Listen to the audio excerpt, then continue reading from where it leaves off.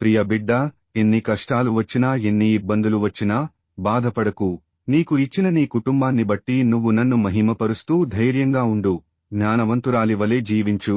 జ్ఞానవంతురాలు తన ఇల్లును కట్టును, 3 రాళ్లు తన చేతులతో తన ఇల్లు ఊడబెరుకును. జాగ్రత్త ప్రియ బిడ్డ, నీ ఇల్లు నా. క్రైస్తవ జీవితంలో కూడా ఏ క్రైస్తవుడు ఎక్కువ శ్రమ పడతాడో, ఏ క్రైస్తవుడు ఎక్కువగా పరీక్షించబడతాడో, ఏ క్రైస్తవుడు ఎక్కువగా దేవుని చేత నలగొట్టబడతాడో, నలగొట్టబడే కొలిది వెలగటానికి దేవుడు కృప చూపిస్తాడు. క్రైస్తవ సమస్తము నీకిచ్చిన నీ త్యాగము మరువలేను. రాజా రాజా రాజా రాజాది రాజవు నీవు, దేవా దేవా దేవా. యెహోవా రాజా है सामर से भरा.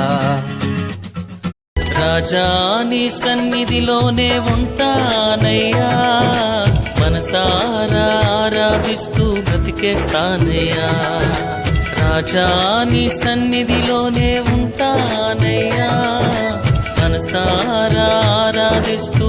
సముద్రం ఎంత విస్తారంగా ఉంటుందో విస్తారమైన సమస్యలు నా చుట్టూత ఆవరించేయ్యా, ఇదయ్యా నా పరిస్థితి అని ఒకవేళ ఎవరైనా కృంగిని స్థితిలో ఉంటే, పురాతన కాలాలలో యెహోవా బాహువు లేచినట్లుగా నీ విషయంలో లేస్తే సముద్రం లాంటి విస్తారమైన సమస్యలు కూడా